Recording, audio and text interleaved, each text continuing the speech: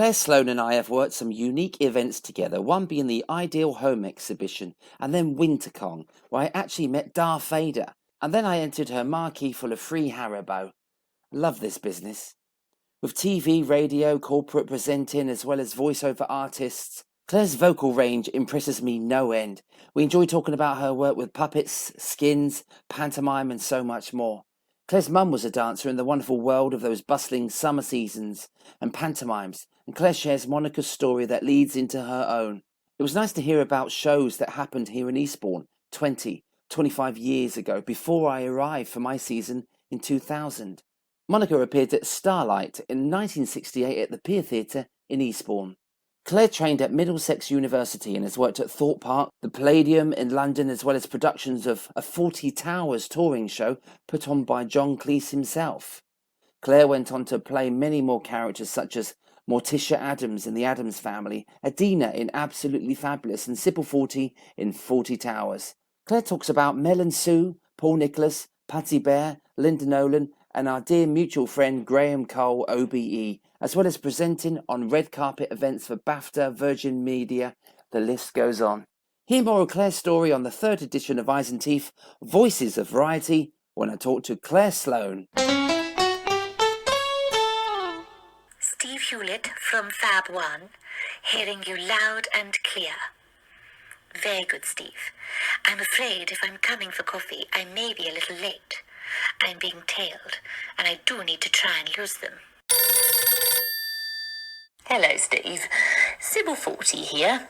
I do believe my husband went ahead and booked a double suite for you and your lovely family. But like my husband usually does, he didn't specify how many nights he was staying. I do say, Steve, that really I should be running this hotel all on my own. Basil seems to think he's in charge, but I think you and I know who really wears the trousers. Stop staring at me. I can't concentrate on blowing up my balloon while you're staring at me. I know. I wonder if Grandpa will help me blow up my balloon on his flumpet. Oh dear, it's all downs and ups and ups and downs. I'm feeling a little bit confused. Sweetie, do you know how much this dress cost, Do you? Because honestly, darling, I don't believe you've got a blooming clue about fashion, have you? I mean, look at you. I could have bought you at the back of a charity shop, darling. Look at Mummy's little face, darling. Look, watch me. Watch me now, darling. Watch me while I say this. Bombay mix, sweetie. Bombay mix. Listen to Mummy's funny little voice, darling. Listen, Safi. Bombay mix, sweetie. Pats and I, we try so hard to include you, darling. Like, honestly, do you know how hard it was giving birth to you? Do you? You know, I'm not going to go into details, but it was very hard, sweetie, and I don't think you fully understand my need for smoked salmon nibbly bits and bolly. Because honestly, having you was the most difficult traumatic experience of my life, darling. Wasn't it, Pats? Yeah, she understands it, darling. Honestly, you little hood rat, get out of my face. So we have a very special guest today, but we have a special guest introducing the special guest. It's only the GC, innit? Oh, stop messing about, Steve, will ya? I wanted a better intro than that. I'm the GC. Oh, look, Steve, I'm global, yeah. I'm a phenomenon. Nah, I'm not having that. I felt I needed a red carpet. Anyway, it's not about me. Well, it is actually. Everything's about me. Ladies and gentlemen, it is the GC. And I'm here to introduce... Has anyone got... Can you open that window, mate? I'm not being funny. My air circulation's getting cut off. Could you get me a Red Bull? Yeah, thanks, cheers. Sorry. I know it's not about me, as I said before. I just want to introduce, she is what I like to call her, the CS, whereas I'm the GC. I'm global. She's 100% local. It is the one and only Claire Sloane. I'll give you Claire just 5 minutes and then we'll talk about me again, all right?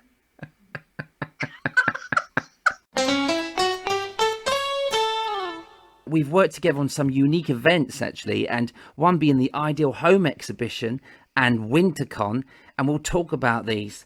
But the last time I saw her working was where I entered a marquee full of Haribo. That was wonderful. But that's what sticks out in my mind. I'd like to welcome to the show Claire Sloane. Hello, Claire. Hello. That was very carry on.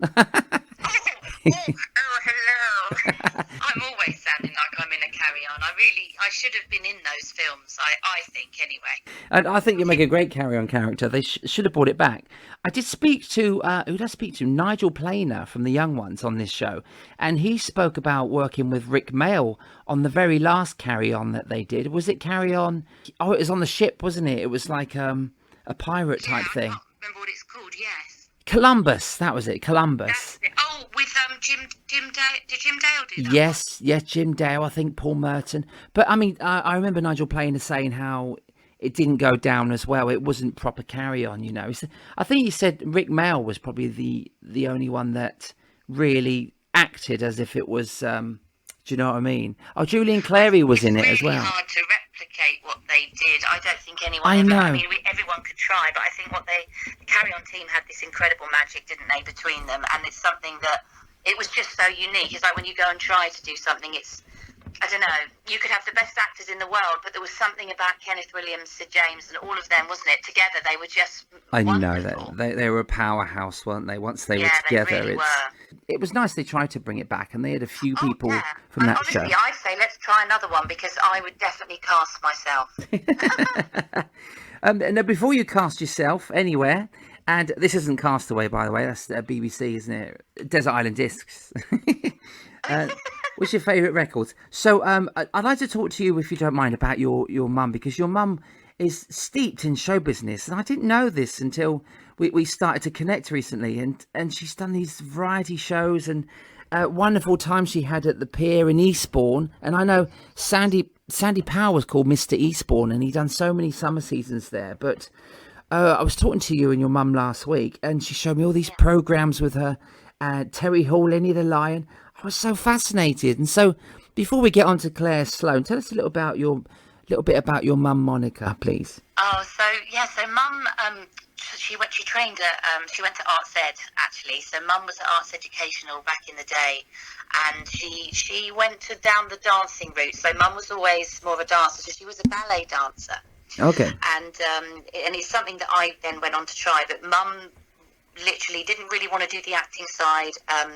She covered all of it at drama school, but when she left there, she decided that the dancing was going to be the main focus. So she actually we found Steve, on those programs and things that you saw the other day, she has the original advert in the stage, which she saw for the first audition that she ever did. Wow, she still got it. Yes, it is. Pulled out piece of newspaper it was for Robert Marlowe, actually. I'll have to show you it, and that was her original thing that she ever auditioned for. So I've given you some dates and stuff previously, but I get them all muddled in my head sometimes. But mum basically, when the theatre was at the pier in Eastbourne, she did 2 summer seasons there. So they were called Starlights back then, when they had Starlight 68 mum did, and then Starlight 69, and it was sadly that it was the year after that one that obviously the pier theatre had the fire, and those summer seasons that were down there had to then move to Cromer. So mum only did 2 down here because she was moving on doing other things, but she did say to me the other day, if the pier had not had that awful tragedy, she would have definitely done another couple of seasons down here because she loved it so much, and they were long seasons. They were. May to October. They were really long seasons, and she there's so many things that she did. She did the Alex in Birmingham, so she did Panto up there with Ted Rogers, Wilfred Bramble. She worked with some amazing people that then like Robert Marlowe. Rob Marlowe was King Rat in Dick Whittington, actually, and he's choreographed my mum, and obviously she worked with him a lot when she was a lot younger, It's such a small world in business, they say, don't they? But Robert Marlowe, now I moved down to Eastbourne in 2000, started to do the Hippodrome Theatre, and Sandy Powell sadly was no longer with us, but I'd heard so much about him, and it was about 10 years ago I was part of revealing the blue plaque at 11 Elms Avenue in Eastbourne. Oh, that's amazing. Yeah, of where Sandy Powell used to live when he'd done those seasons. And so I was there with Roy Hudd and Wyn Calvin, and I held Sandy Powell's little dummy. I got it out of the Water Rats Museum, and I just held it. I didn't attempt to do the voice. I had it there for prosperity, and it was just so nice to be part of that. But then when your mum mentioned she'd done the seasons, and Stanley Powers involved, and then Robert Marlowe. It was incredible because I'd done seasons in Chroma, and Robert Marlowe had obviously left, and Di Cook took over doing the choreography for the summer shows. She's still there now, but when I did the show with Di Cook, Robert Marlowe would visit. He'd come to see the summer show, so he saw me up in Chroma twice. And and then we got to know each other, and I told him I now live in Eastbourne, so he had me round for dinner. So I ended up getting to know Robert Marlowe, bless him, before he passed away. But it's just so incredible now. We have another connection with your mum, Monica, and she's done these seasons. I know. It's great, isn't it? Absolutely. It's amazing when you said that to me, because it's, we don't really talk about mum's sort of career with loads of people, because as in industry people, like when I did a show in Eastbourne a couple of years ago, and there was someone in the audience that used to be married to one of the black and white minstrels. Okay. And they had a lot of connections, and during the interval when mum and dad were in the bar, they were actually having a conversation, and mum was going, and do you know this person? And they were like, oh my goodness, so that means you would then know that person. And after the show, they were just like, this is so bizarre, because obviously that's sort of part of my mum's life was such a long time ago now, and obviously the memories are all there and incredible, but it's not often you bump into people of that sort of generation who might have been linked to things that mum did. So that's why when you said to me about Bob Marlowe, I was just fascinated, because, and also there were a couple of puppet people, actually, puppet people. That's a really good I'm one of them. Isn't it? Actually, we're puppet people. They had, so I've got it in front of me just to remind myself. So mum's first panto that she did was at the New Theatre in Bromley, and it was Robinson Crusoe, and that was starring Wilfred Bamble and Wally Whiten with Ollie Beak. Do you remember? I don't. See, I don't remember. I thought I knew all the puppet acts until you mentioned that the other day. Yeah, so Ollie Beak, well, he's ever so cute looking. He was like a little owl, and he has like a little tiny little cap on his sort of jaunty like on the side of his head. And that I had Wally Whiten's album when I was a child. I had the album. That sounds so ridiculous. His album, like he's 50 Cent, but it was an album of nursery rhymes, which was great. Oh, okay. It was all for children. And I grew up with the Wally Whiten album, and it wasn't until I was a bit older, Mum was like, well, actually that gentleman that you're listening to, I was in a pantomime with him, and I was like, this is so weird. Isn't that funny? It was in that panto, weirdly, when they say on Friday the 13th, be careful when you go out. My mum broke her ankle on stage in panto on Friday the 13th. Can you believe that? I mean, how unlucky is that? Wow, was 1968, wasn't it? And she was out. 1968. She was out for quite a while as well, sadly. After that, it took her so long. She had to almost start her ballet training again from the beginning. So she had nearly 18 months where she was out of the industry. Like, this is so sad, because she literally came out of Arts Ed, went straight into panto. It was like the beginning of her dancing career. So to break her ankle so early on, and to then have that time away, it's really awful, really, because that was when she was going to get on a roll. But when she went back and she'd healed again, that's when the first summer season she did was Starlight 68 and then 69. And in between that, she did a panto in 68, and that's the one she did with Ted Rogers, the Dallas Boys, and Cy Grant. Yes. And that was where Bob Marlowe, played King Rat, and he also choreographed the show.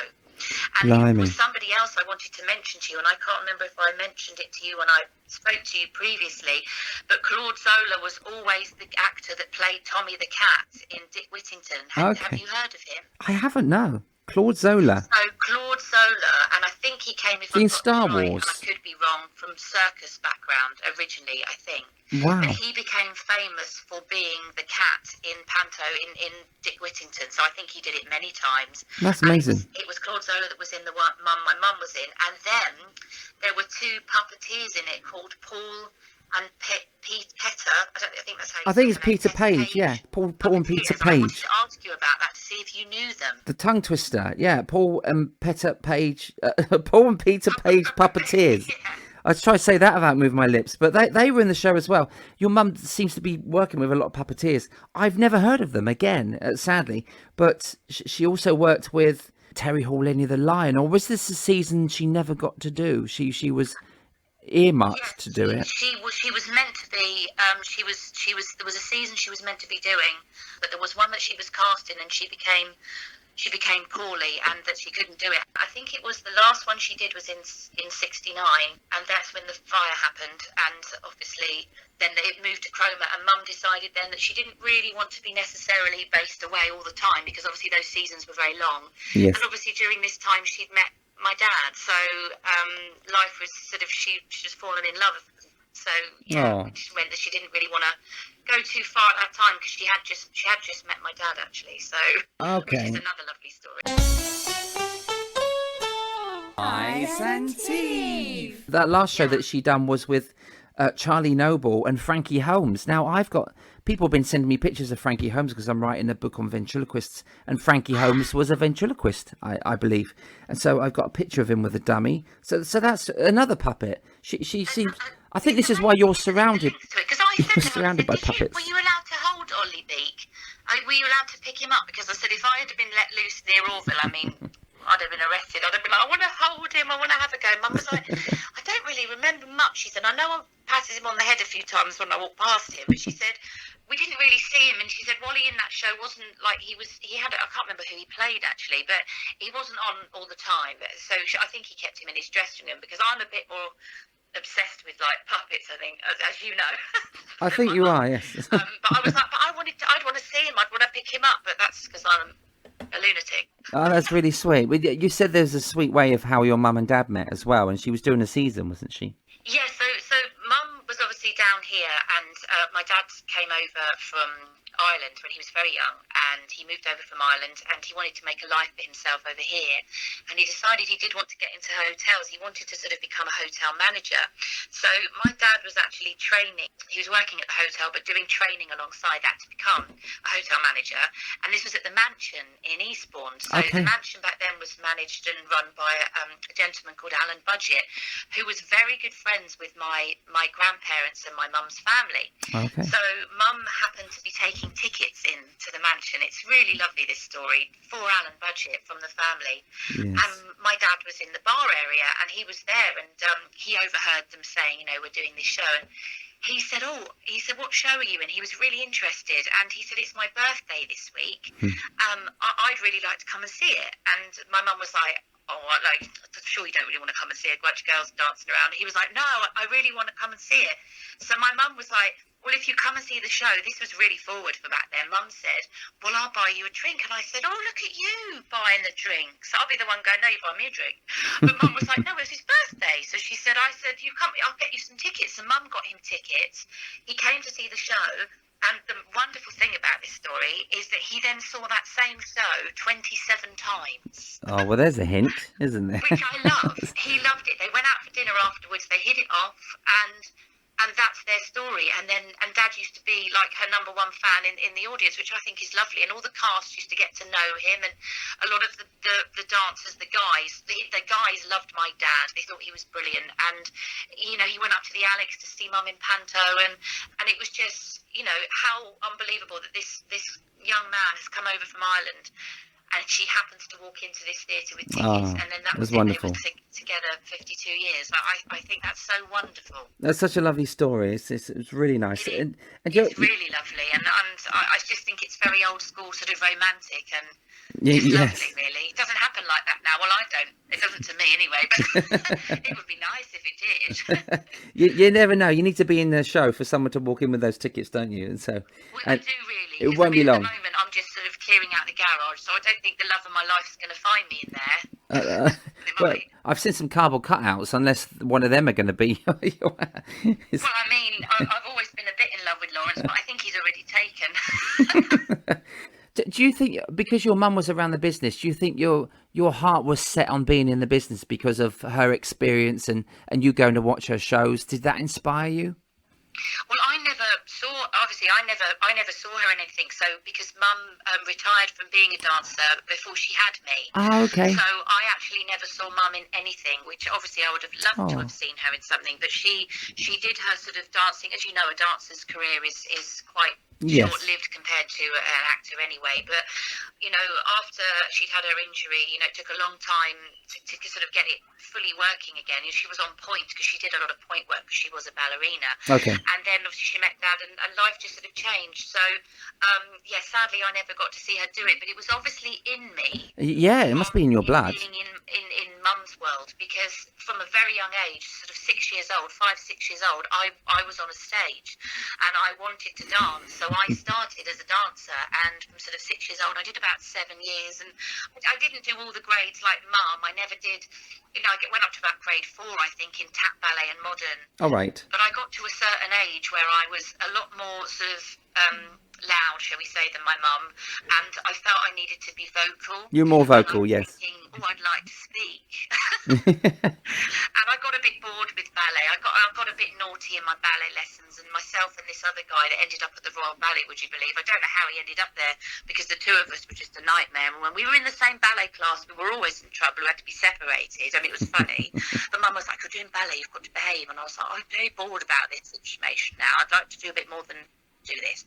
But my mum was amazing, so I never got that skill and that talent from her. And also, though, my mum was very petite. When I reached about 13, I suddenly wasn't petite anymore, and my mum was still petite. She's tiny, and so really to go down that route, I was, I wasn't really the right shape, shall we say. So, and then I started to sort of move into the acting. So from really young, and that's where Robert Marlowe's link comes in again. Okay. I used to do all the local shows in Eastbourne. So from a really young age, I do Polegate pantomime, and I did the Young Stagers at one point. I did all sorts of Gilbert and Sullivan, and I did 5 pantomimes in Polegate, and all of them were written by Robert Marlowe. Oh, so you're when joking. I brought the script home, my mum was like, "It's not Rob Marlowe on there," and I was like, "Yeah." She was like, "I can't believe it." And that's when, again, because I was only 12 when I did my first one, Yes. she reminded me of who he was, and I was like, "Oh my gosh, this is so weird. We've got another connection again." So I'm not working with Robert, but I actually am doing something that he'd written, which was.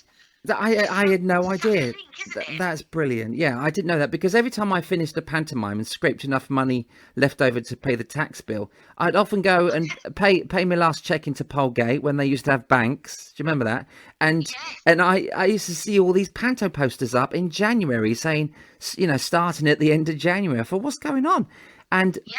Polegate pantomimes is a big thing. People love it, and it sells out, doesn't it? It still does today. Absolutely. I've always said to anyone, honestly, if I wasn't going off to drama school when I did, I would have carried on doing it.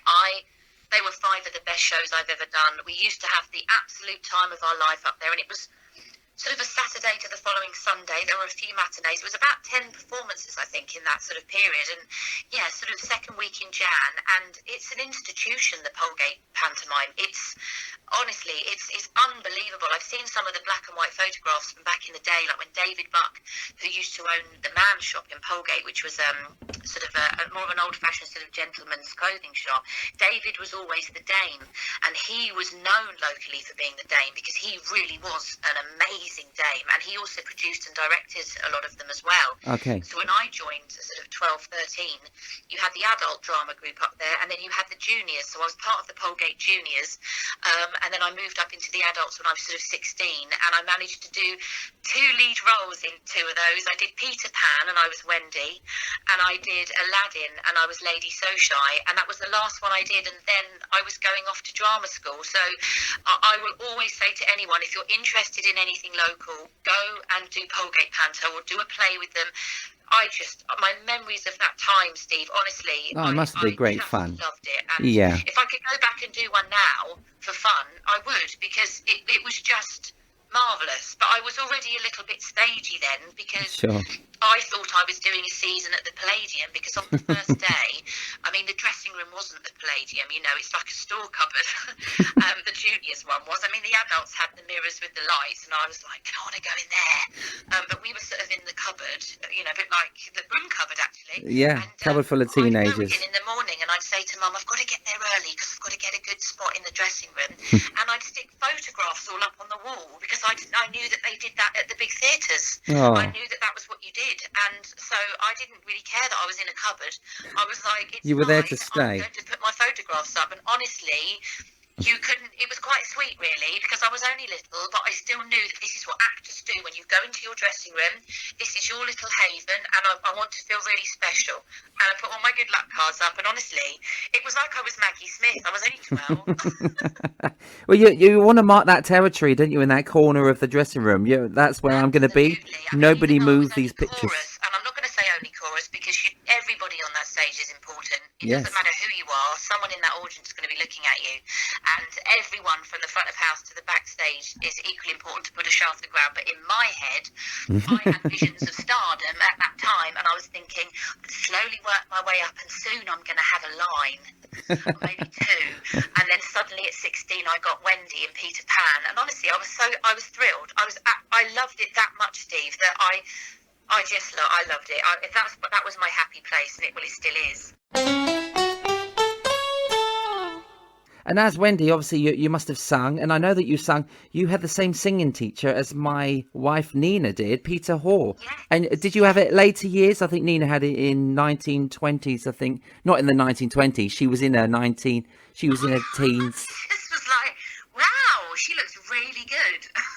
Oh, she was about 15 when she started. Yeah, the 1920s. She was 15 when she started with Peter Hoare, and then I think she's with him on and off, you know. And then when I met her, she went back for a few more lessons with him. I remember going to pick her up when we started dating, and it was, yeah. So you had lessons with. Funny, that's that connection as well, because I started having lessons with Peter, I think, when I was going at college doing my A levels. So I was about 16, 17. That's strange. And then I had a few again when I was a little bit older. But it's so connected, isn't it? It's everybody's kind of linked in some sort of way in this industry. You know, it's like what's that film called? Something Degrees of Separation. I've forgotten what it's called. Oh, Silence of the Lambs. Who? What? I'm just telling you film titles. 30 Degrees of Separation. Have I got that wrong? I've not seen that and it's one. basically about people, I think, that are all interlinked, but they're not. That was a really bad description of some probably amazing Oscar-winning film, and I've just ruined it. But I can't remember the name. There is. Google it. Is it? No, Sliding Doors. I'm thinking about the Gwyneth Paltrow film. What is that? When That's a good film, but no, not that one. that's not a good way of explaining it. What's that word of that film? Something Degrees of Separation. Okay, no, I don't know that. I've not seen that. But I'll have to Google that later. Yeah, me too. So. But you've had a lot of career highlights, haven't you? You've done a lot of things since then. You went in to train at Middlesex University and you have a BA honours in acting. And so from there, you obviously just wanted to get parts and stuff in pantos. And so where did you go from there, from uni? So when I was, at the time, it was really wonderful that when I left uni, I actually had a play that I was going straight into on the Fringe in London, which was pretty amazing, really. I auditioned for it just before I graduated, and it was so lovely to get a professional script and have something that you're doing immediately, even if it is something on the Fringe. It doesn't matter. To be working in any capacity when you've just come out of drama school is a good thing. So I started off with doing sort of a couple of Fringe plays, and then for me, I was all about, I wanted to get my equity card. So I did a summer season at Thorpe Park in 1998. So I graduated at the end of September 97, and did this play, and then I auditioned in the January 98, and I got my first equity contract that year, which was wonderful, because it wasn't as hard to get your equity card then as it was when my mum got hers. It was a lot harder then. You had to do a period of weeks and all different things, but when I got it, it was literally, well, once you sign this contract, you will get your full equity, which was lovely, because that's, everybody wants that. Oh yes. I just remember the name of that film. It's 6 Degrees of Separation, and it was in 1993. It was an American comedy drama, and released by Metro. And I know it was That's the one. Yeah. I knew it was something. I said 40 degrees. That's a wash, isn't it, on a washing machine? Yes, it is. Yeah, 40 degrees of whitewash. That is brilliant. I just completely ruined it. I hope no one involved is going to hear me say that, because they'll be like, what an idiot. No, that's funny. You were talking about the equity card. Now, I remember it was such a catch-22, and every time I'd done a summer season or panto, someone from equity would come in and they'd watch the show, come backstage and said, would you like an equity card? You know, because we were doing panto, so we were entitled to it. But it was. I never got it in the end. I never kind of needed it because I never got any television or, you know. But I'd done all the summer seasons, and I started to do panto in my early 20s, and so it was. But I mean, for you, for all the bits that you've gone into, you've done pantos and Once Upon a Panto, Snow White, the Snow Queen. You've played in Addams Family. You've done a lot of dramas as well, haven't you? Yeah, so my big thing was that I couldn't actually so when I came out in my early 20s, the panto thing was something I always wanted, and I have to say it was really hard when I came out of drama school to get the work, and in the end, weirdly, like, not history repeating as such, but I got an injury on a show, which meant that I then had to come out of the industry for a while to heal, a bit like my mum, which is just weird, isn't it? Because mum had already had that, and I was working in a theme park in Germany, and I was sort of playing the equivalent of like Mickey Mouse at Disneyland. I was playing Holly the Parrot, which was like the mascot of this theme park. Okay. And I didn't have an understudy, so I was doing about 6-7 shows a day, and I hurt my back. I don't know what I did, but I couldn't even get in and out of bed, and I was supposed to be out there for a 6-month contract. So really, the reason I'm telling you this is because I then had a bit of a gap. So that was in 2000. I had to fly home because I couldn't hardly move, and ended up having physio for months. So they could never work out what I'd done either. They never knew whether it was muscular or skeletal. I don't think it was skeletal, but it was a very odd thing. But it sort of, wow. That stopped me for a while, and that kind of put a bit of a, oh gosh, where am I going with this? Because I'd hurt it's weird, isn't it, though, that mum had an injury and then I had one. It completely different circumstances, but so strange. we both ended up having to have a little break. So I a lot of these roles that you've mentioned have come after I sort of came back to it. So I moved into, I did quite a few lovely things to start with, but then I moved into presenting for nearly 10 years on and off around other bits and pieces before I came back. So there was a sort of a gap in the acting side of it, as it were, until only a couple of years ago, actually. Ice and Tea. Let's talk about some of your presenting, because you've got a huge list here of stuff that you have presented over the years, and you've done television, but the stuff you've presented is incredible, and you do a lot of red carpet events and stuff, and there's things here for the National Reality TV Awards, the London Fashion Week, British Miss British Empire Grand Finals at London and Watford, catwalk presenter things, and we met at the Ideal Home exhibition and over 10 years ago, I believe, and you were hosting that, and that's where we first actually worked together. Then we realized we both live in the same town, and so tell me what you love about presenting. You are such a natural presenter. You have such a great voice, which we'll get onto your voiceovers as well. But the presenting work, why do you love that so much? Well, I didn't even realise, this is really interesting, I didn't even really ever think about it, to be honest. I mean, the first time I touched on anything to do with presenting was, I don't know where it came from, to be honest, but there was a TV show that used to be on at lunchtime called Light Lunch with Mel Sue. Yeah, I love that. Yeah, it was funny, yeah, brilliant. Brilliant, wasn't it? And all the audience used to bring their packed lunch with them, and they used to go into the audience and see what everyone had in their sandwiches, which, to be honest, Steve, I like doing that in everyday life because I'm nosy. I love seeing what people are eating. So I was like, oh my gosh, they're eating, and everyone's looking at it. I mean, someone might be like, that's weird, Claire, why do you care what someone's got in their sandwich? But I do, because I like my food.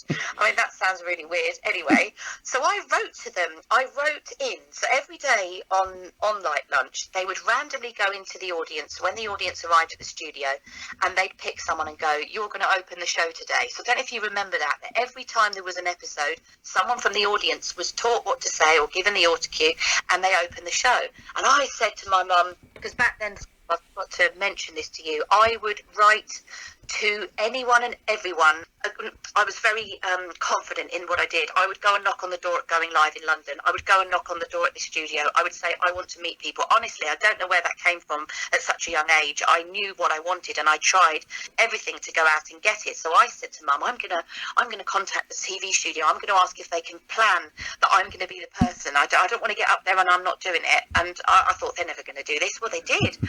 And the researchers all rang me. They said, right, you're the only one we've ever done this with, and we're going to get you into a rehearsal before we go live, just so you know what you're doing. And I was like, oh my gosh.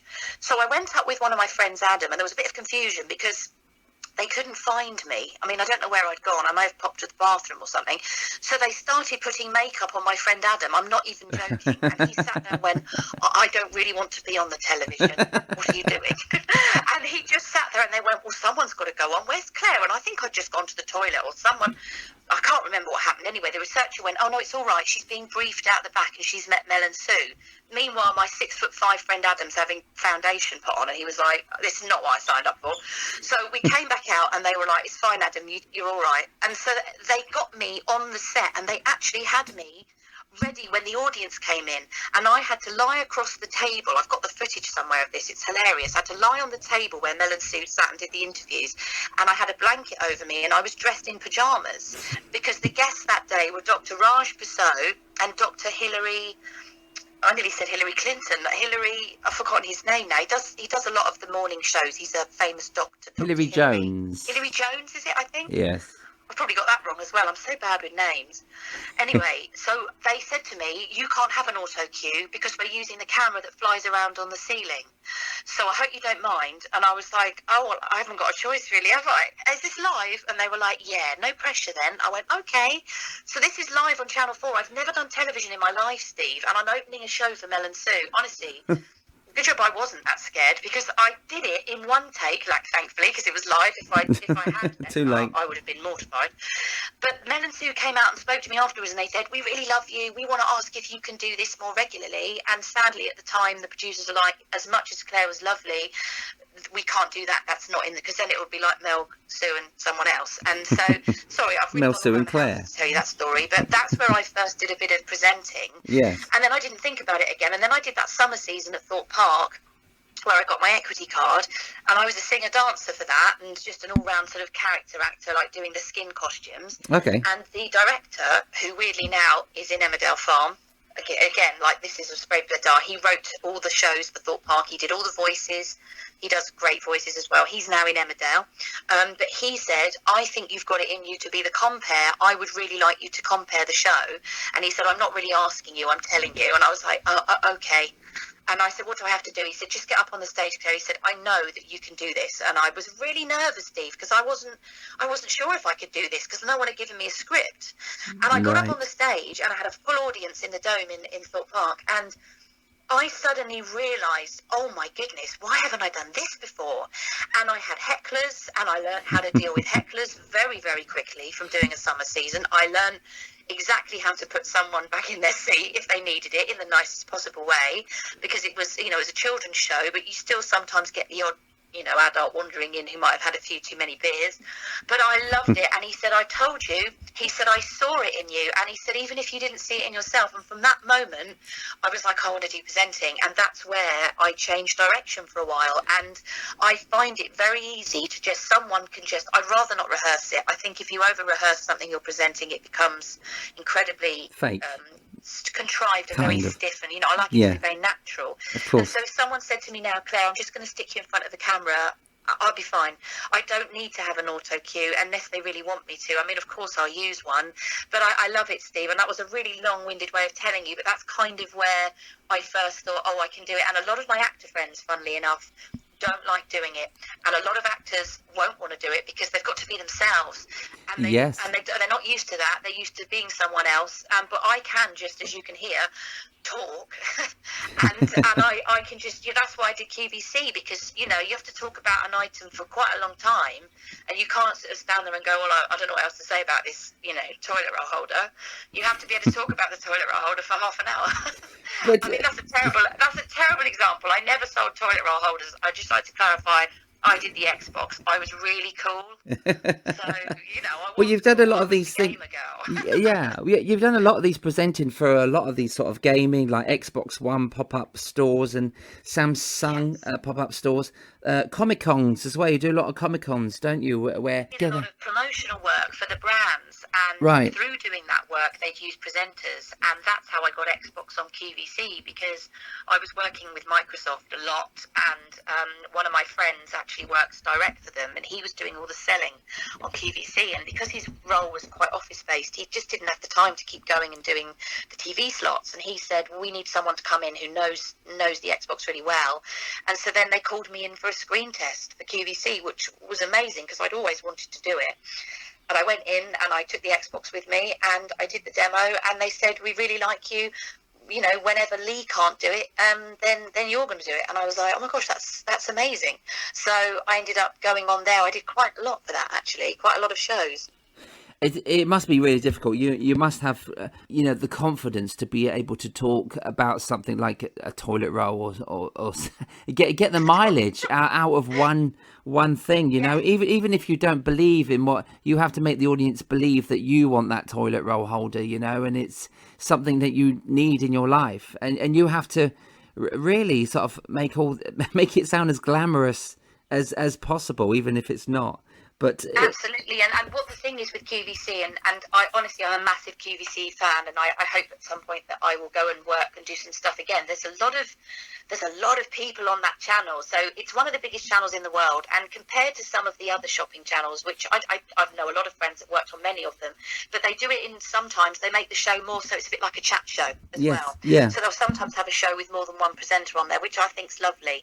And I did one on there where there were 5 of us in the kitchen, and it looked a bit like a sort of a shopping channel version of This Morning at one point. And what's so lovely is they have their main presenters who are all lovely people, and then they have their what is known as a guest presenter, and there are thousands of us. There really are. There are a lot of guest presenters, and you come in, and you normally come in with a brand, so that's why I went in with Xbox.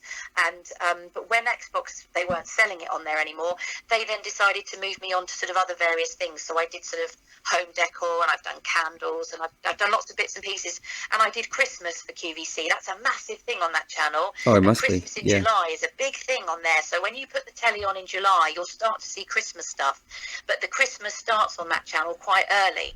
And what I love about it as well is Andy Peters, who I've always admired. He's always been one of my favourite presenters. I mean, I grew up with him when he did the Broom Cupboard as well with Ed the Duck, and he now goes on and does a lot of the food shows on there. And when you watch Andy on there, he is a master at live broadcasting. He's the master.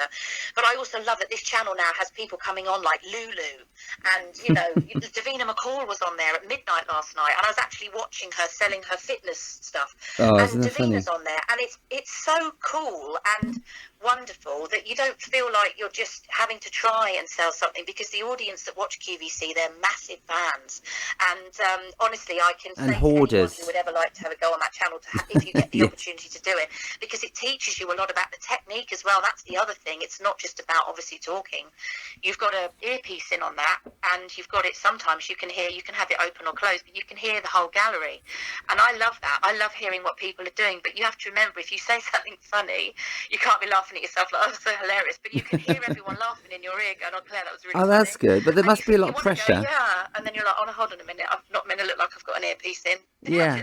Yeah, I'm really funny, because someone's just said it in your ear. They'd be like, that girl's really weird. You need to listen to the producer though, don't you? Because if they're telling you to wrap it up, when you move on to the next thing, like the sausage grinder and all that. Some people hate having an earpiece in and are not very good with that. But I've always said, throw things at me. Let me go in at the deep end. Make it a bit more complicated, because I find that exciting. I mean, the Xbox decided not to work once, and just before we went live, that wasn't exciting. I don't mean that. That was awful. I was like having an absolute meltdown. I was like, no, this can't happen.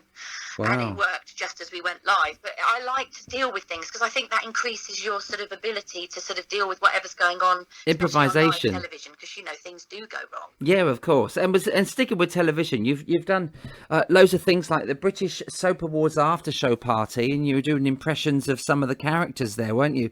And we're sticking with your vocals, because you really did go vocal and give up the dance, but the vocals are not just going from like presenting and talking and hosting things, but your vocal dexterity really with your impressions of people is brilliant. And I need to get you to do a few. And some impressionists I speak to on this show, you don't really ask them to do it, but if you don't mind to do a few, because some of them don't want to work. Some of them just give it up on their own, and some of them love being other people. As long as anyone I'm doing now, if anyone listens, this is all done in flattery. I just like to say, Yes. because I really like you and I've learnt how to do the voice.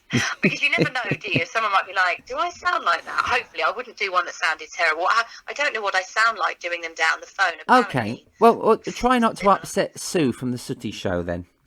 Oh, Sue. Okay. Okay. So can you be Matthew for a minute? So I've got someone to talk to. Hello, Sooty. Hello, Sweep. Oh, hello, Sue. Where have you been? You're a little bit late. Well, Matthew, I don't mean to sound angry with you, but you made me wear my red dress today, and I didn't like it, so I went upstairs and Sweep was helping me find a more suitable colour, Matthew. I'm sure you understand. Sweep's always late, and I get the blame for everything. I do sound slightly patronising, but I really don't mean to. Oh, if Brenda's listening, she'll be very impressed with that. Or she'll be worried, Oh, I actually. hope so. Bless I her. hope so. I mean, She's that was such just a very, lovely...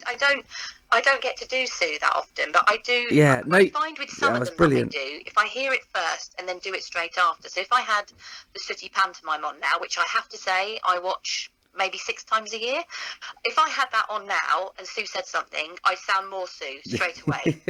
Oh, it's But great if though, I've isn't learned it? one like some of my other ones where I can then have a conversation with you, then I should be able to, like the shows I've done, then I can switch it on much easier. But that's what happens when you're learning them though, doesn't it? Oh, When you're definitely. learning the voice. Yes. No, I spoke to on here a couple of days ago. I spoke to Peter Piper, who, for me, I'd done a summer season with him, and he does the ultimate. John Cleese paid tribute to him, but the ultimate Basil Fawlty, or John Cleese, himself. And he said that he has this certain sentence he has to say to get into the character.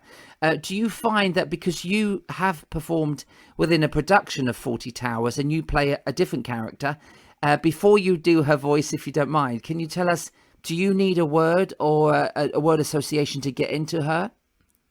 So when I learnt this particular character, I've always been able to do a couple of lines in that tone. Yes. And I used to do it for jokes here. And then when I realised there was an opportunity to sort of go for an audition to be her, I did it over Zoom, and I learnt enough to do it for the audition. But I also knew that I was going to go into a show where I couldn't have a tagline. But yes, when I was learning my original script, because I've worked for 2 companies now, which I'll go on to say in a minute, as this character, I had to say a line from one of the episodes of Fawlty Towers to get me into it. And it did, at the beginning, I knew that couldn't continue because that line wasn't even in the show. So yes, I don't have to do that now. I can now go to the supermarket and actually go up to a cashier and talk to them as this person.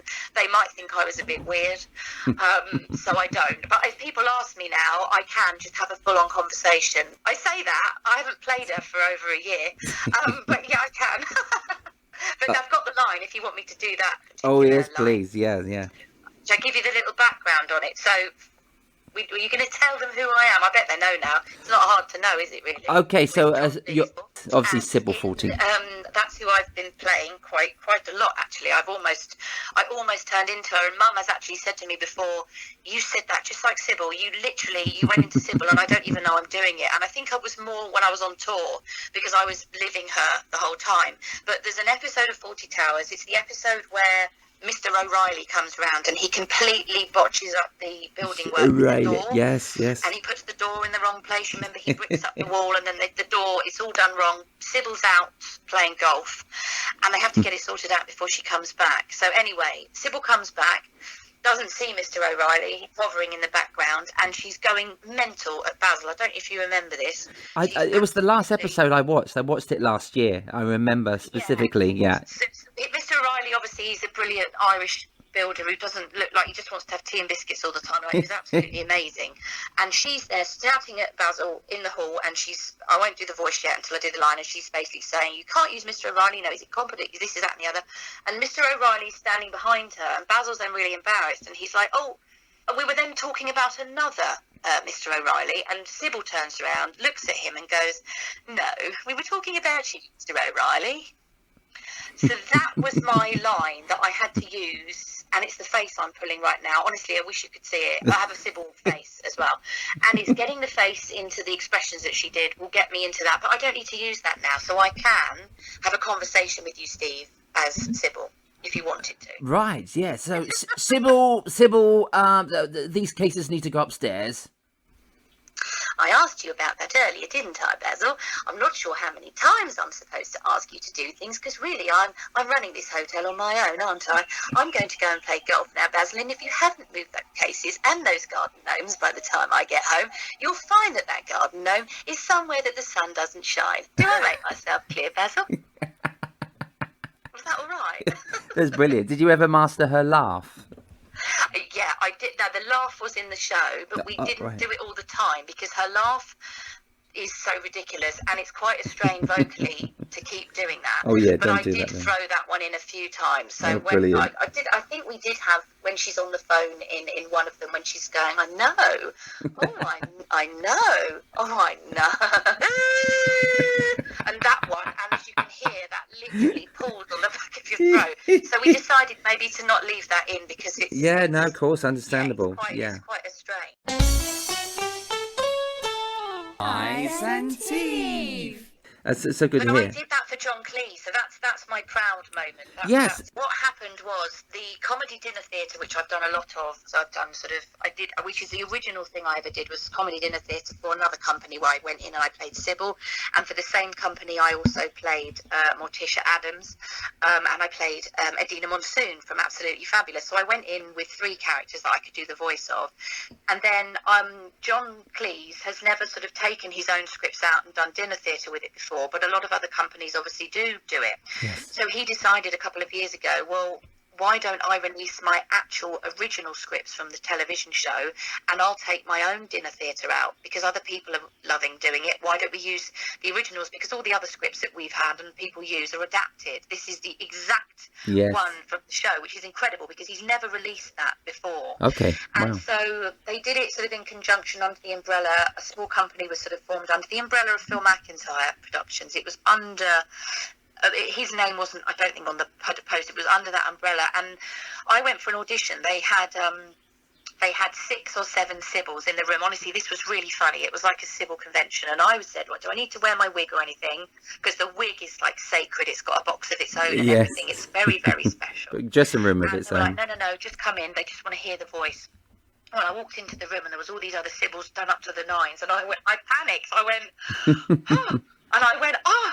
And the guy there who was running, it doesn't matter, Claire, he said, because they're not worrying about what you look like today. It's really your sound. And I went, okay, but I just saw these amazing looking Sybils in this room, and I was like, oh, I'm never going to get this now, which is terrible. But I just immediately thought that. And so anyway, I went in the room, and what was quite exciting, there was, Jim Broadbent's son was in the room, and he was put in the room to improvise with us when we went in. So they had about 5 people on the audition panel, like the producers and the directors. It was a big deal, and you just had to go in and improvise as Sybil. So I kind of piled all my hair on top of my head and made it look as Sybil-y as I could. And Sybil-y. I came out and I thought, well, do you know what? This is going to be a really hard one for them. They only wanted one, and all of the Sybils were brilliant. You could have used any of them, and I sadly didn't get it the first time, which was fine. They went with someone else, which, as we all know, that's what happens in this industry. So the tour went out, and I think they did it for nearly 6 months.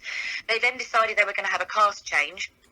And that's when my agent, Kev Orkin, who you also know, he got in touch with me and said that they've asked for you now, really, but they just want to see a little self-tape just to remind themselves of you because they'd seen me before. So I literally got my Sybil on, put the wig on, learnt the lines for this self-tape that we sent straight over, and within a couple of hours, Kev had called me back and said, you're the new Sybil. And that was literally in the September of 2019. That was a 4-month tour, and I was already booked for Panto. So luckily they wanted me enough to let me do it for 2 months, and then they recast again and they brought another Sybil in who came and watched me, and I sort of gave her some tips and headers after playing her for so long. So I toured for John Cleese and Connie Booth, and their names were on the poster. So they never saw the show. Our producer had contact with John Cleese all the time. Yes. But as long as the characters were true to what John Cleese and Connie Booth did, and we were acceptable enough to be those people, because at the end of the day we were representing an institution of Fawlty Towers, and when you are doing it for the master, whether they see it or not, you've got to be giving that brand what it's meant to be. And 100%. so really, Steve, and I say this now all the time, I was so flattered that I got that, because I knew that to play Sybil Fawlty for something with John Cleese's name on it, I had to be doing it to a really good standard, and that gave me a real boost of confidence as well, really, because, you know, wouldn't it? You have to be true to the brand. So as long as they cast it and it was right, and the audience felt that they had a real Sybil and a Basil in the room, then that's what he wanted, and that's what he got. We sold out every show, and we did a meet and greet after nearly every show, actually, and the queue would go out the door for photographs and impressions, or I had to sit on a lot of people's knees, Steve. Honestly, there's a Sybil thing out there. There is a Sybil thing. And a lot of the men in the audience, the wives, would come up to me and go, "Do you mind? Could you go and sit on his lap?" And I was like, "Really?" I was like, "I don't want to break his legs." And they were like, "No, go on, go and sit on his lap. He'd love a cuddle." I mean, that's weird anyway. But I went, okay. And so I found myself, you know, these were nice people, but they just had massive Prunella Scales fans. Prunella is just this amazing British institution in herself. So I did have people come up to me, and it was lovely. And they'd shake my hand and they'd say, "If Prunella saw you in this, she would be so proud." Oh, and that's I thought, nice. do you know what? You can't get a better compliment than that, can you?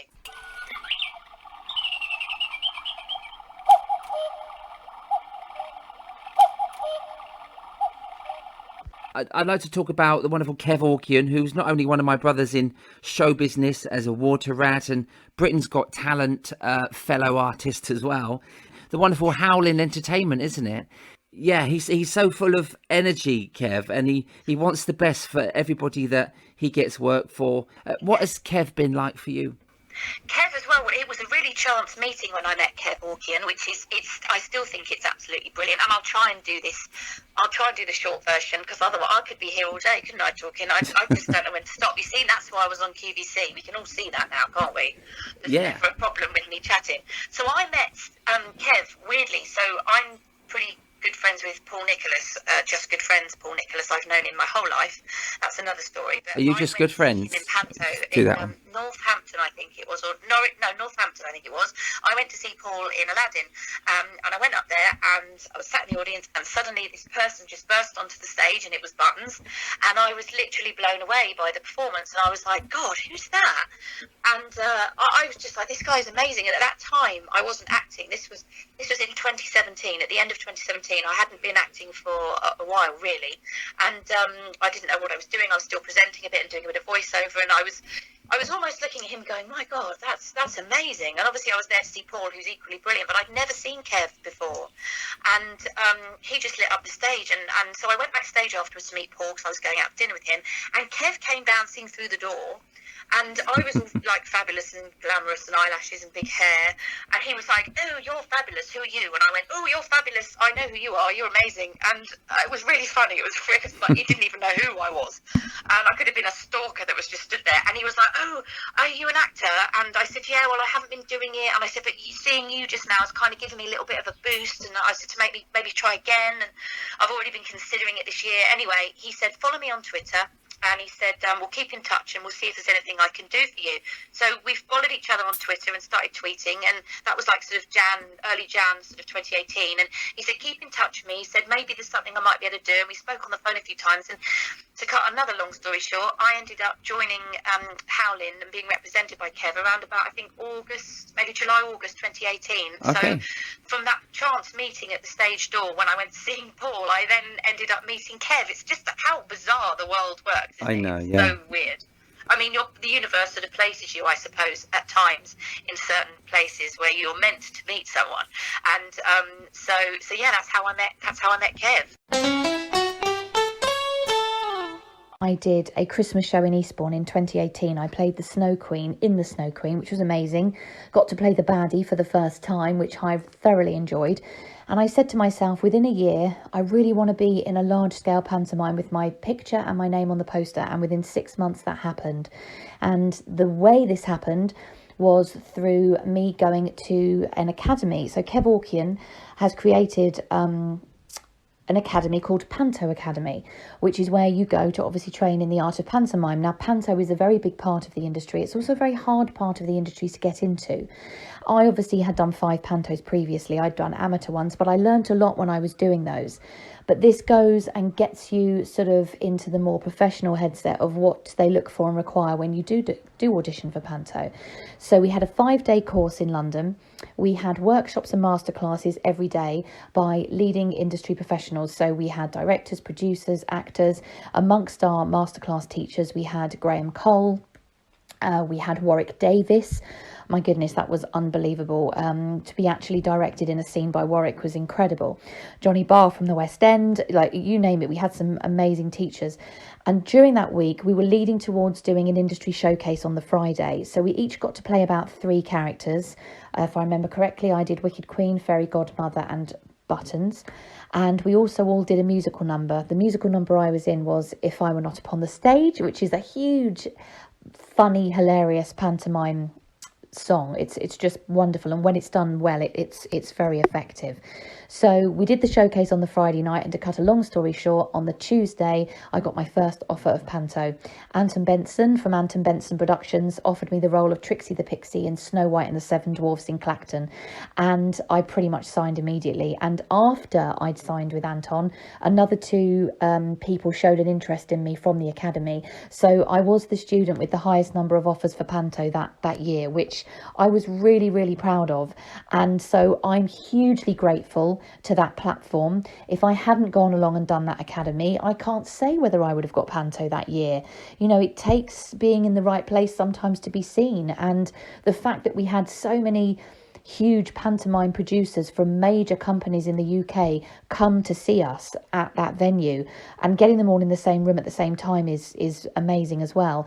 I am incredibly grateful for doing the academy, because I was spotted there. And last year, obviously with COVID, Anton's pantomimes obviously weren't going ahead, so he chose to do an online one called Once Upon a Pantomime, and Anton cast me again. I did a cameo and I reprised my role as Trixie the Pixie. So I filmed on location actually down in Sussex, and did a cameo in it, which was amazing. So for me, for anyone who is interested in sort of professionally doing pantomime, going to the academy is a really good idea, because it opens you up to meeting people that you might not necessarily get to meet, you know, normally, shall we say. So I had to mention that story because it's got such a huge place in my heart. And I ended up doing sort of 5 weeks in Clacton, and my cast were amazing. And I do have to say this, when you put a cast together, this was almost like magic. So the names of the cast, so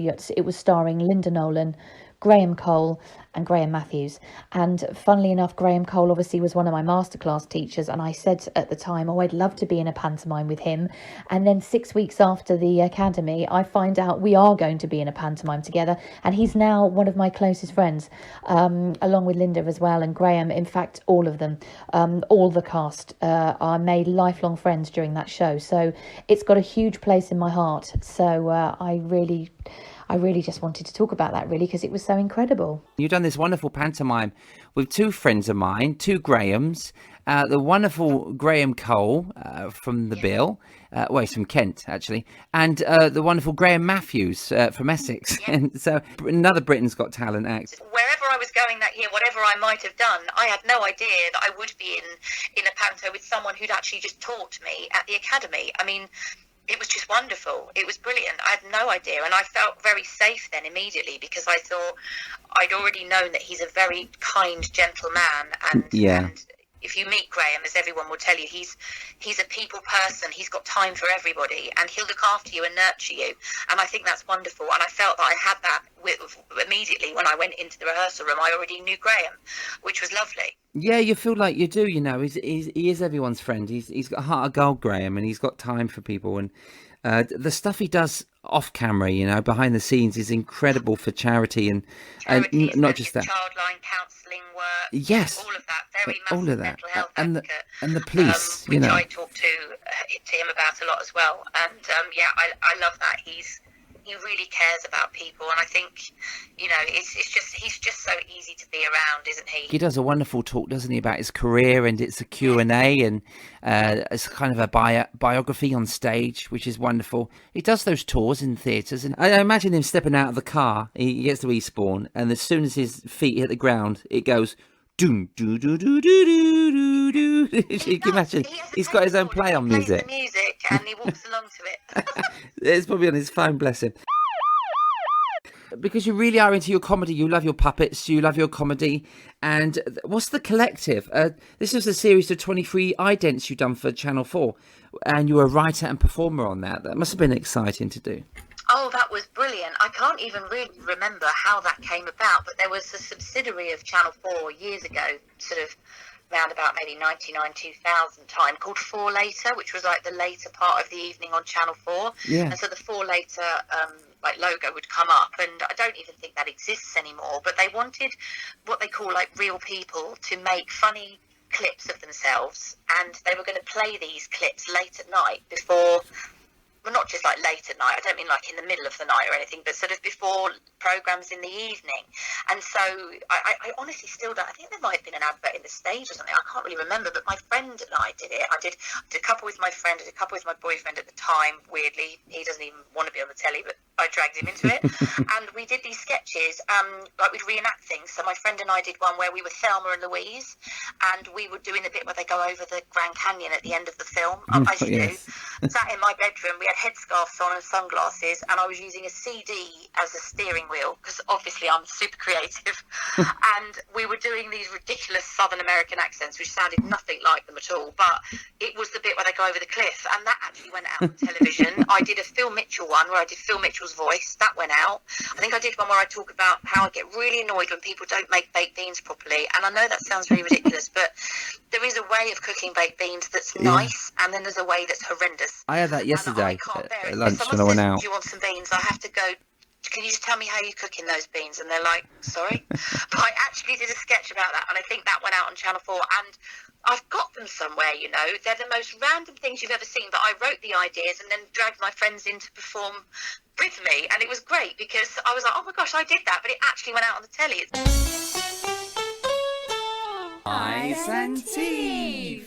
Claire, it's been so wonderful to get to know you more and to hear about all of your escapades. Everybody in this industry has a story to tell. Yeah, we do. And I always go, I do myself a disservice, I think, because I go, well, I'm not, you know, famous. But then I know millions of people that aren't famous that do the best work as well. So and they're successful. Really take all sorts, doesn't it? They're successful. You don't need television to be successful. I love my theatre background, and I'd love to utilise my classical training a bit more, even though comedy is sort of what I major in. I do love my classical. So I said if I could be going in and out of a play and a musical here and maybe a pantomime there, I'd be super happy. If I could do a season at the RSC, I would bite someone's hand off. Oh, I've nice. always wanted that. I know, but so we'll just put it out there. Claire Sloane, she wants to bite someone's hand off. That's what I got from that. Yeah, if no one minds. It's been a really tough time for everybody, you know, and you're so strong, and you had some terrible news last year. And we've spoken a lot about your dad, and your dad passed last year, but you're getting stronger and stronger, and it's never going to be an easy time, especially when anniversaries come about. But you are a wonderful person to talk to because you've got such great energy yourself, you know, and you're steaming ahead, and your voice on radio will be fantastic. So me and you have been talking about getting out there and doing some radio, and we're steaming ahead. We're going for it, aren't we? This is exciting. This is exciting, though, isn't it, Steve? I'm really excited about it. We started talking about how we should plan to co-host a radio show together because we've had a few meetings and we just don't stop laughing. And I know we're not Phil and Holly. We're not supposed to be laughing. We're supposed to be, you know, linking songs together. But I think we'll have such a blast doing it. You never know where it could lead. And it gives me another reason to hang up the dummies and be myself for a while, as this podcast has done, you know. And I think bouncing off someone on radio would just be great fun, wouldn't it? Absolutely. And I think as well, because from the meetings we've had recently, because obviously I met you years ago, and then but recently we've got, you know, reconnected and whatever, we have this natural, I I always say this, and I sound like I think that we're just, the bee's knees, but we are. No, but when we're together, we have what I call it's a natural funny energy with the jokes, the way we say things, the way things come out. You Yes, can't a rapport. Really plan that or Yes. teach that. It's one of those natural things. So you could sit with the funniest, most entertaining person in the world, but if you don't gel as a duo, you could be funny separately. Do you know what I'm trying to say? We seem to have this good. Well, I think we do, and I think you think. Imagine the viewers, the listeners would be like, "Yeah, what are these two talking about?"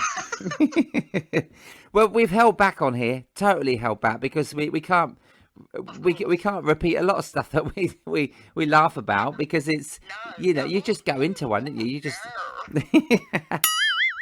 We've got another connection where you've always loved Orville, and I've obviously had a connection with Keith Harrison, and it was just so nice to find out that you loved Orville the Duck, not only when you grew up, but you love him now. And so we've spoke about Keith and Orville, haven't we, over that time, and Cuddles.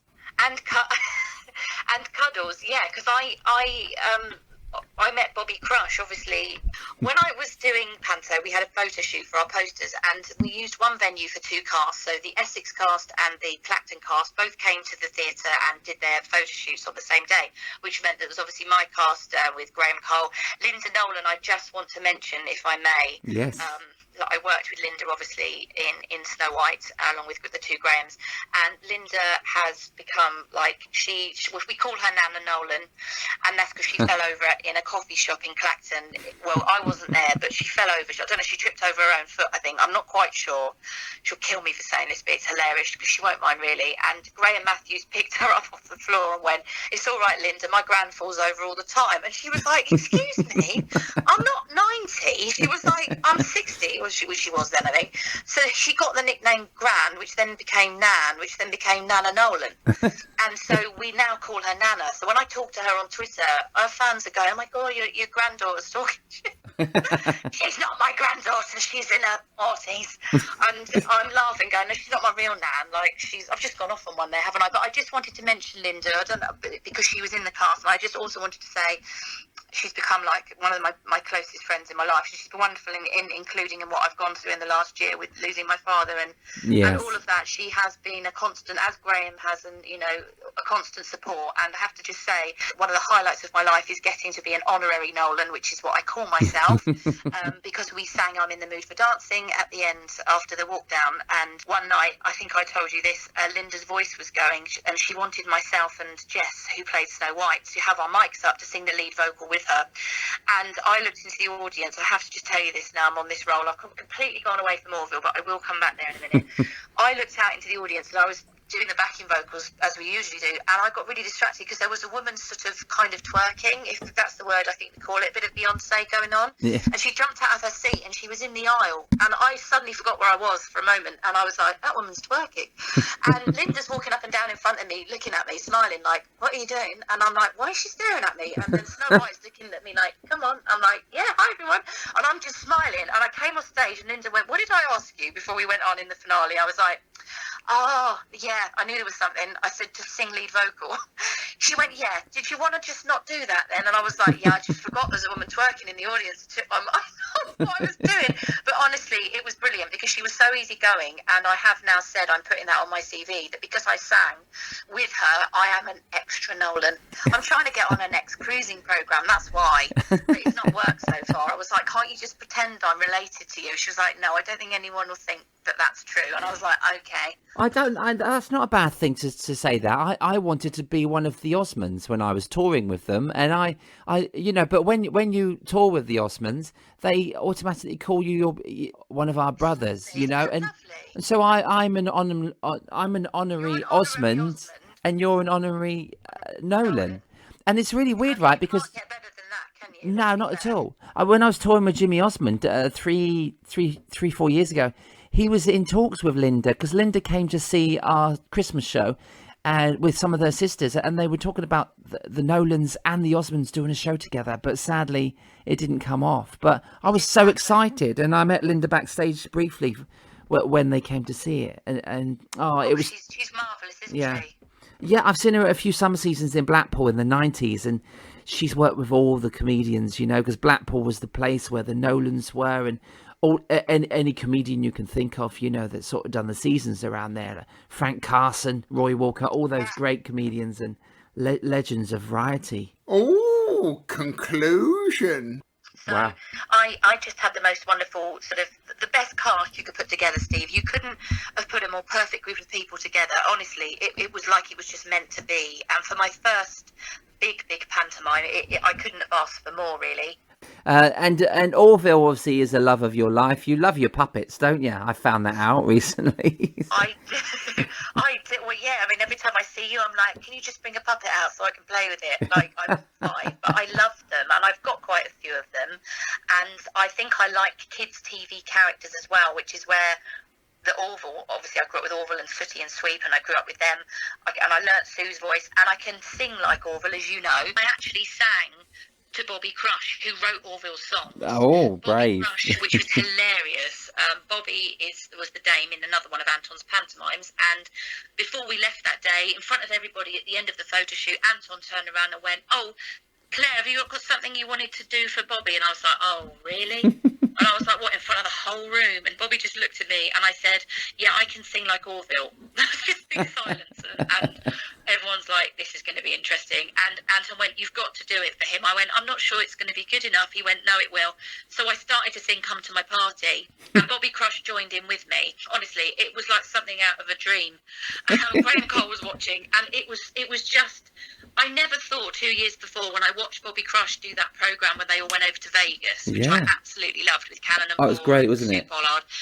I never thought that 2 years down the line I'd be singing to him as Orville.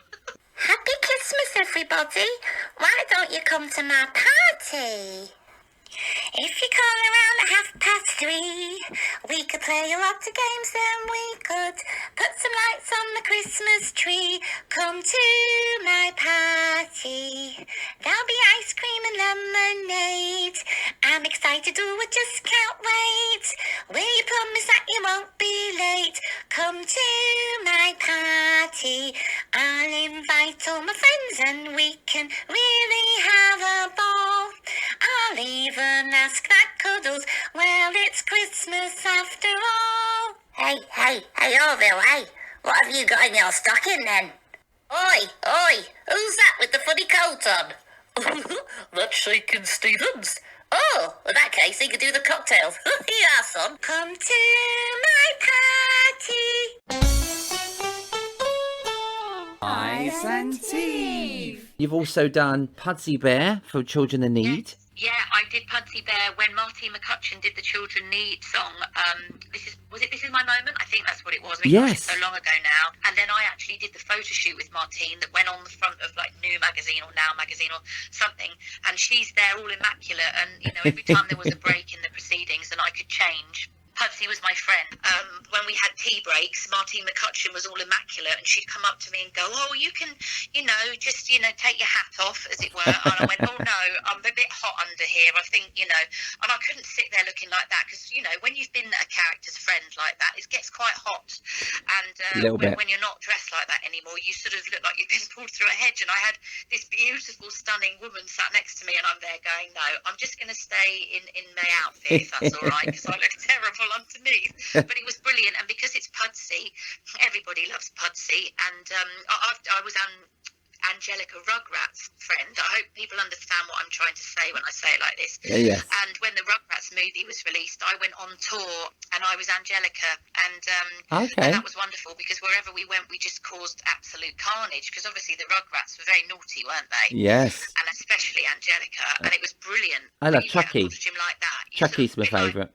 Mr. Blobby, you go a bit out of control. Well, I'll find out this Christmas when I get to Panto. Well, you will, won't Milton Keynes this year with Mr. Blobby. Can't wait for that. It's been wonderful talking to you. Thank you so much for doing Eyes and Teeth and telling me your story. Oh, thank you for asking me. Honestly, I'm really, really proud that I'm doing this. It's wonderful. So thank you very much. Thank you, Claire Sloane. Bye. Eyes and Teeth. Claire is so entertaining. She makes me laugh so much. I love her natural ability to talk about anything. We had a great chat. I love learning more about my guests, and this was so much fun. You can follow Claire on Facebook as Claire Sloane or Twitter at Miss Claire Sloane. Watch this space for our upcoming radio project. Today's quote comes from John Cleese. I'm struck by how laughter connects you with people. It's almost impossible to maintain any kind of distance or any sense of social hierarchy when you're just howling with laughter. Laughter is a force for democracy. Eyes and Teeth is written, produced and hosted by Steve Hewlett. Eyes and Teeth is written, produced and hosted by Steve Hewlett. Vocals by Lola, Larissa and Nina Hewlett. Additional vocals by Rich T. The Eyes and Teeth music and jingles are produced and performed by Kevin Dean. Thanks for listening to Eyes and Teeth, the podcast, Voices of Variety, when we return next time with fellow Britain's Got Talent and cabaret pal, my friend, impressionist Tony Rudd.